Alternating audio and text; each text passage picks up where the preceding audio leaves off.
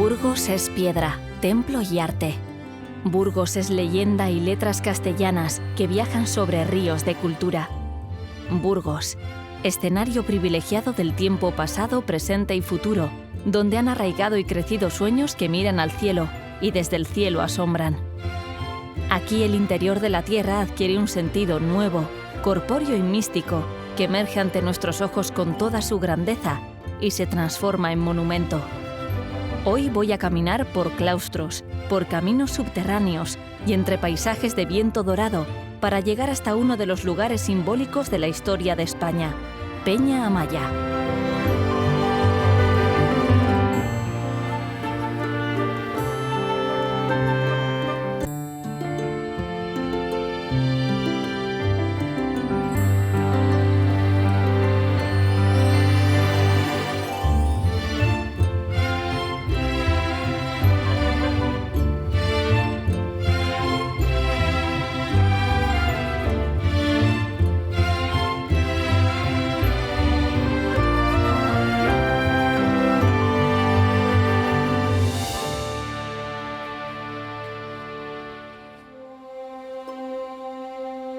En la comarca de la Sierra de la Demanda, en el valle burgalés de Tapadillo, emerge con toda la potencia de su historia el monasterio de Santo Domingo de Silos, un bien patrimonial ejemplarmente cuidado, que además es una referencia del saber y de la espiritualidad. A lo largo de su existencia, ha sorteado multitud de vicisitudes para llegar hasta hoy en todo su esplendor. Nadie mejor que la humanista e historiadora del arte, María Pilar Alonso Abad, para ayudarme a conocer mejor sus valores.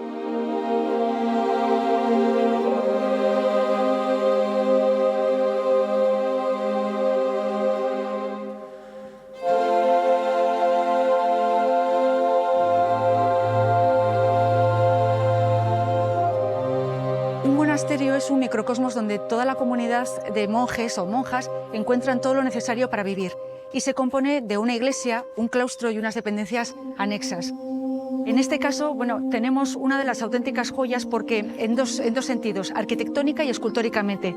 Arquitectónicamente, este monasterio y el de Arlanza son una de las primeras manifestaciones de monasterios benedictinos en Castilla y León.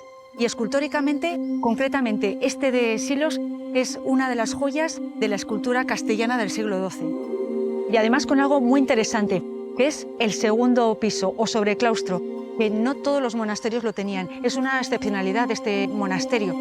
Y se construyen todos los claustros en una forma cuadrangular para representar la tierra, los 4 elementos, los 4 puntos cardinales, etcétera, etcétera. Es decir, el cuadrado siempre va a representar la tierra, lo terrenal, lo humano.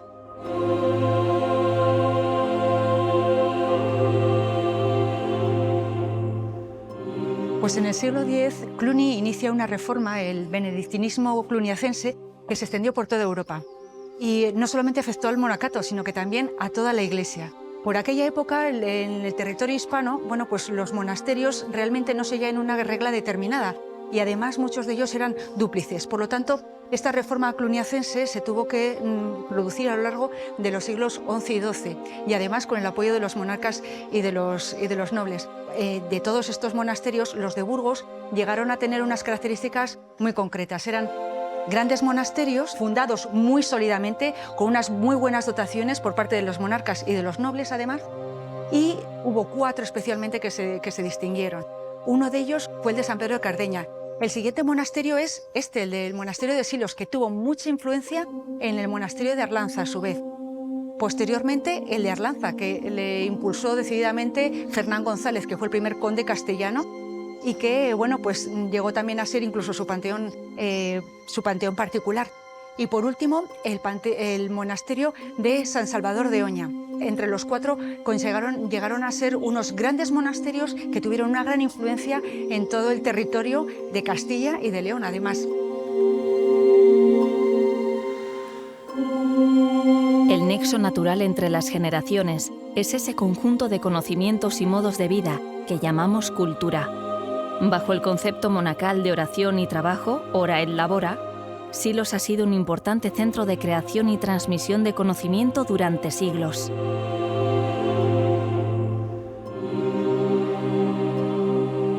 Pues el ora y el labora reza en la oración y el trabajo. Y estos trabajos también podían ser físicos, pero también intelectuales. Y en los monasterios, no todos, pero unos de ellos, por ejemplo, en los benedictinos, existían lo que se denominaba el scriptorium, que en definitiva pues, los monasterios van a ser custodios del saber, del conocimiento, pero también eran creadores de este propio conocimiento.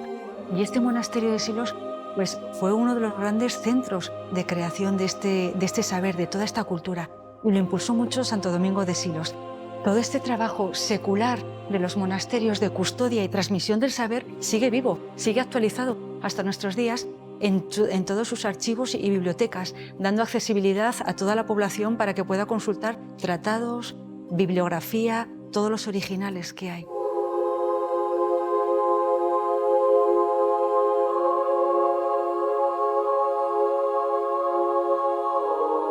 En la Edad Media, en Burgos, hubo varias boticas, hoy farmacias, señeras. Una de ellas era la del Hospital del Rey, otra la del Monasterio de San Juan y otra esta del Monasterio de Silos. Cogió un gran impulso a partir del siglo XVI y sobre todo a partir del siglo XVIII con uno de los monjes boticarios más reconocidos, Fray Gregorio de Hoyos. Él se preocupó por dotar a toda esta botica, especialmente, por ejemplo, este laboratorio, de instrumentos, recipientes de vidrio, metal, piedra, barro, y para poder hacer todo tipo de útiles medicinales.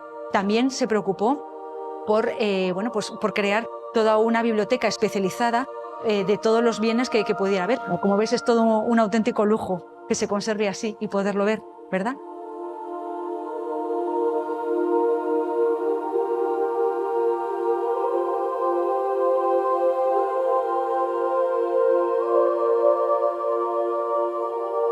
Desgraciadamente, la desamortización de Mendizábal en 1835 supuso la exclaustración de todo el monacato y la pérdida y dispersión de buena parte de su patrimonio.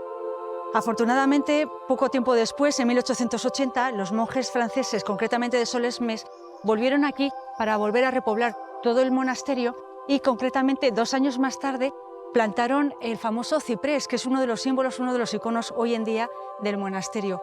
Una especie que puede llegar a vivir más de 1000 años, de ahí su simbolismo con la inmortalidad, la eternidad. Las ramas de un ciprés pueden convertirse en un monumento inmortal.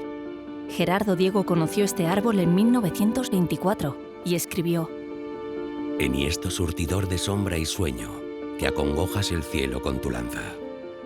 Zorro que a las estrellas casi alcanza, devanado a sí mismo en loco empeño.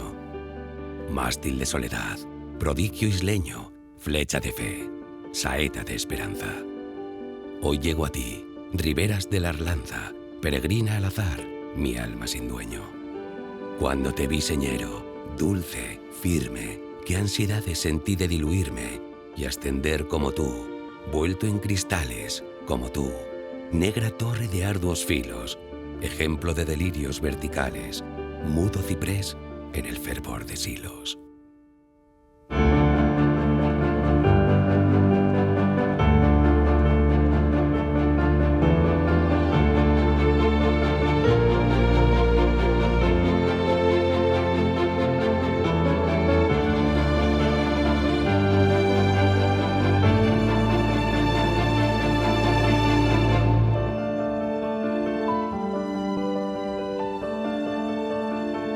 Hay colosos del patrimonio histórico, como el monasterio de Silos, que hacen aún más evidente la pequeñez de aquellos que condenaron estos lugares a su desaparición.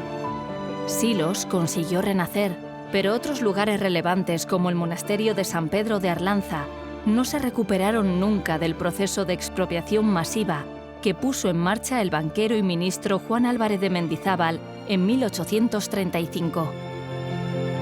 Pero la voluntad y la luz siempre vencen, y prueba de ello es que San Pedro de Arlanza no ha dejado de existir.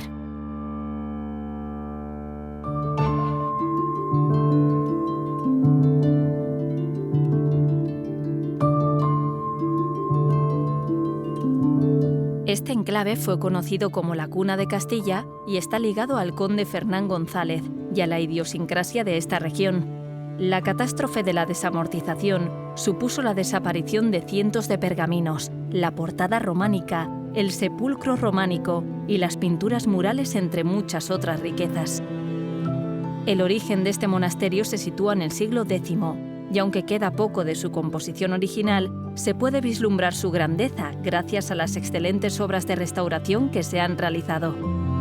San Pedro de Arlanza no solo nos revela cosas interesantes de muchos aspectos de nuestro pasado, también es una inspiración para la salvaguarda de otros lugares patrimoniales que agonizan en ruinas.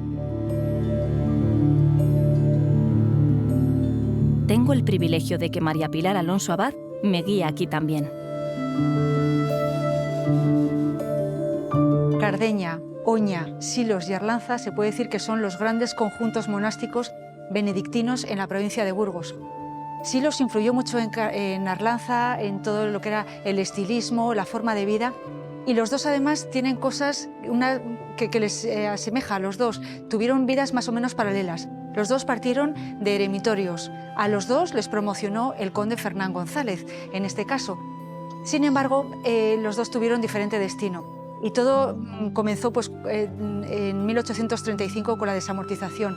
Supuso para ellos la exclaustración. Sin embargo, Arlanza tuvo un final un poco más complicado, un poco más difícil, ya que apenas 10 años más tarde pasó a manos de propiedad privada. María Pilar me explica cada detalle de la restauración. Lo hace con verdadero orgullo y creo que con mucha satisfacción personal y profesional. Este monasterio estuvo al borde de su total desaparición, a punto de ser ahogado en un pantano que se proyectó para este valle. Y hoy, gracias a la conciencia e implicación de la sociedad y las instituciones, podemos paladear esta delicia monumental y aprender de ella.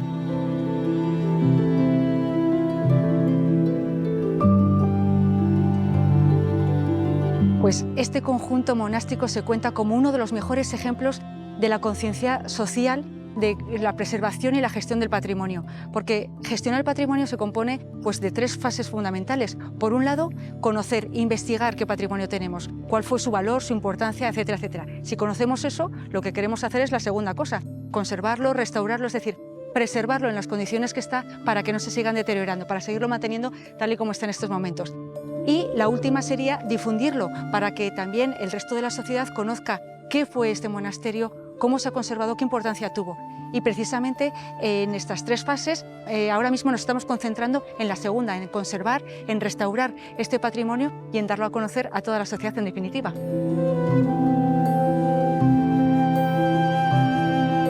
Si en Santo Domingo de Silos es un ciprés el que adorna el claustro, en su monasterio hermano de San Pedro de Arlanza, el protagonista es un abeto. Cuentan que el esplendor de este monasterio llevara pareja a la de Castilla toda. Si es cierto el criterio, tú enseñas el camino de cómo sobreponerse a la ruina, siguiendo en pie cuando todo parece que declina, aferrándote a la vida, aunque la contrariedad te inclina.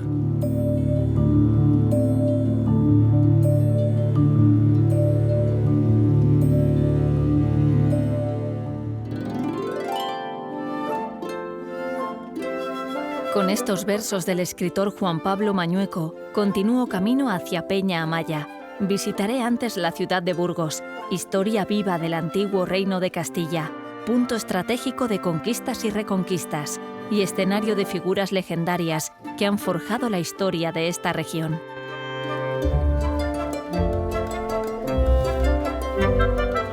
La monumentalidad de la poderosa ciudad de Burgos refleja su relevancia y su posición histórica.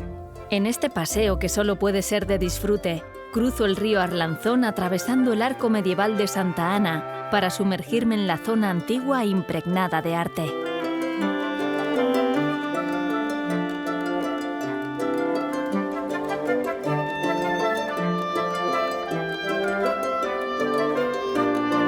Finalmente llego hasta el edificio más representativo, la Catedral de Santa María la Mayor, un templo gótico mundialmente reconocido que se comenzó a construir en el siglo XIII y que se eleva hacia el infinito sobre sus bloques de piedra caliza.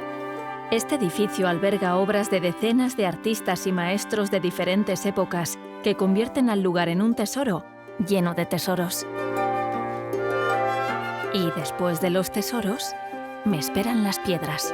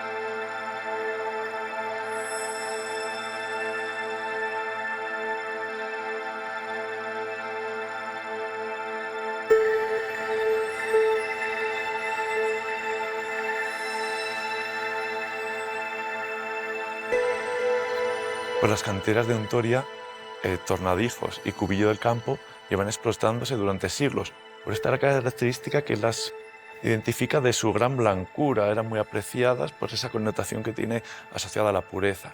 Estamos hablando de un largo recorrido, ¿no? Un recorrido bimilenario desde los primeros tiempos de extracción por parte de los romanos, ¿no? Que a raíz del nombre de Ontoria ya nos están dando una pista, ¿no? Ontoria vendría a ser Fons Aurea, que aunque no sea necesariamente este mineral de oro, nos está revelando que están buscando algo valioso en el interior de la tierra. En la época del románico, estos grandes monasterios, San Pedro de Arlanza, tan evocador, ¿no? de lo que es la nostalgia de este tiempo perdido, o Santa María de la Vid en la ribera del Duero con sus columnas pareadas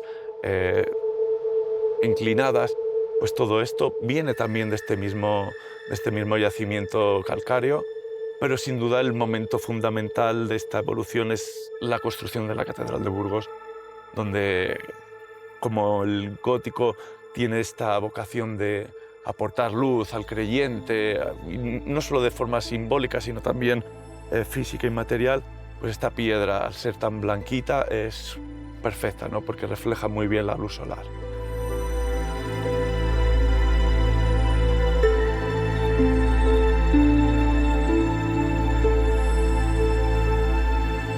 A medida que avanza el siglo XIX, se introduce la arquitectura del hierro, la piedra como queda un poco relegada y aquí pues se le dan otras utilidades. Por ejemplo, a raíz de la Guerra Civil, primero es utilizado como búnker, como refugio subterráneo, y progresivamente el ejército toma control de las instalaciones para instalar ahí cargas explosivas.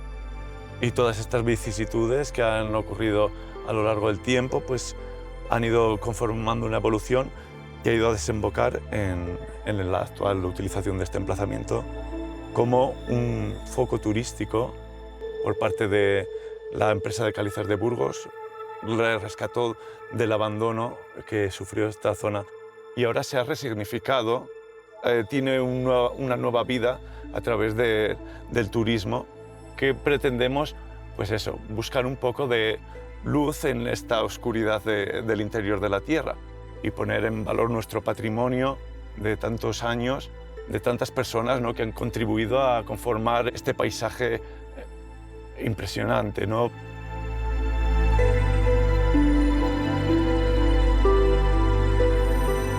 Al salir de la oscuridad húmeda y penetrante de la cantera, siento que he viajado en el tiempo, paseando entre las raíces de algunos monumentos. Carlos me ha mostrado que algunas luces brotan desde las sombras más profundas. Las canteras de Ontoria de la Cantera, Tornadijo y Cubillo del Campo no son solo parte de un patrimonio, son un patrimonio en sí mismas.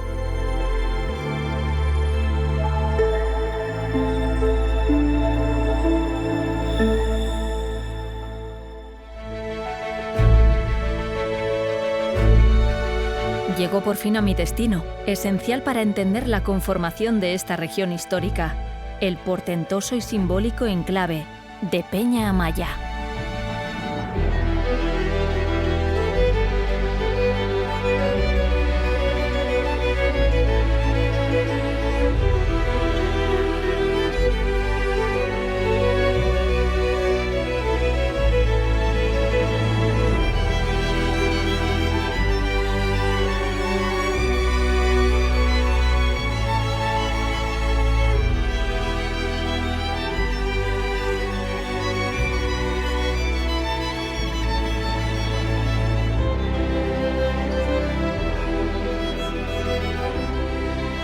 Estamos en Peñamaya, un lugar emblemático para la historia de Castilla y León, de Cantabria y de España, porque tuvo un papel muy protagonista en los siglos de formación de todas estas entidades, en la Alta Edad Media, en la época visigoda y en los primeros siglos de la Edad Media.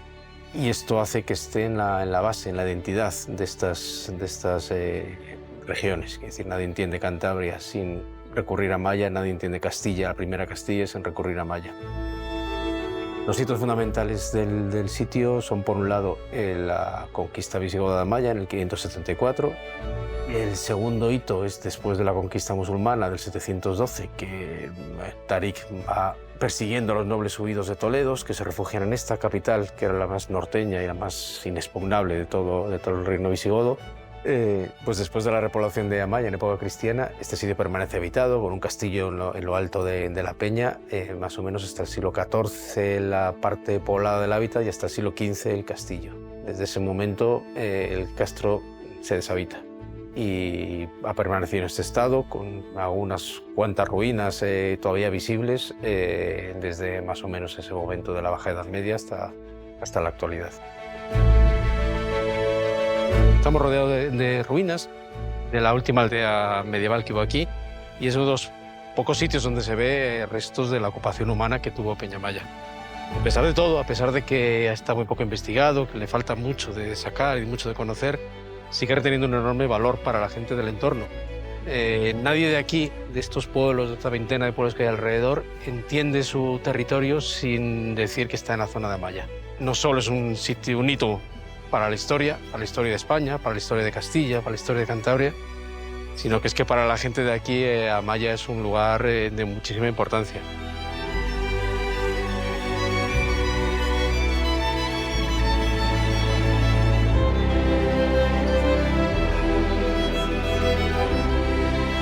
El resumen es que estamos en un sitio patrimonial. Digo patrimonial porque es un poco el resumen de todo lo que es. Es patrimonio geológico, estamos en el Geoparque Mundial de las Loras, patrimonio natural, estamos en una zona de protección de aves y de fauna, y es patrimonio cultural porque tiene una historia enorme detrás de este sitio. Y estos sitios patrimoniales son un recurso para el territorio. Eso también es muy importante. Quiere decir, esto no es un lugar que esté aquí, unas piedras tiradas, un sitio muy bonito, pero que no nos cuenta una historia. Este sitio es historia y nos cuenta su historia. También tiene un problema. Estamos en plena España vaciada, cada vez hay menos gente en el territorio. Me gusta llamar a estos sitios que es patrimonio en descampado, porque casi no vive gente en el territorio. Tradicionalmente esto era un sitio, ha estado cultivado, aquí había ganado, la gente vivía alrededor, había custodios del territorio. La gente que vivía aquí sabía la gente que se movía por aquí, sabía si el monte se quemaba, si alguien iba a expoliar este yacimiento. Esto cada vez es más difícil, esta protección por parte de la gente que entiende esto como suyo. Y esto es un reto para el futuro. Es un reto para el futuro porque las administraciones tienen una responsabilidad sobre estos sitios, pero es una responsabilidad de la sociedad. Esto yo creo que es importante para la sociedad. No se puede perder el significado. Y si la gente que realmente conserva el significado se pierde, alguien tendremos que conservarlo, transmitirlo y hacerlo importante para gentes ajenas a este territorio. Estamos abocados a gestionar un patrimonio en el desierto demográfico. Y esto es complicado. Llevo mucho tiempo implicado en este sitio, estamos desde la empresa en la que trabajo, que es Patrimonio Inteligente, estamos intentando impulsar proyectos en base a recursos que puedan vincular Peñamaya como un referente del territorio, entender un recurso endógeno del territorio, casi lo único. Aquí no se va a montar una fábrica enorme de aviones. Lo que tenemos es territorio, lo que tenemos es patrimonio natural, patrimonio geológico, patrimonio cultural, en este caso resumidos en el mismo emplazamiento. Tiene que ser una palanca de desarrollo territorial. Si intentamos frenar la despoblación, si intentamos frenar que estas zonas sean cada vez más deprimidas, yo creo, y puedo estar equivocado, de que uno de los recursos es los recursos endógenos, el patrimonio.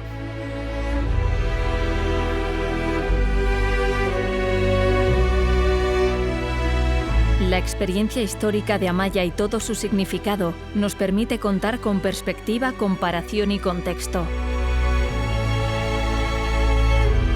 Como lúcidamente me ha explicado Javier Quintana, cuidar este patrimonio geológico, natural y cultural es básico para entender los valores heredados de nuestra historia común y saber respetarlos. El solo hecho de poder contemplar y sentir este lugar es un regalo.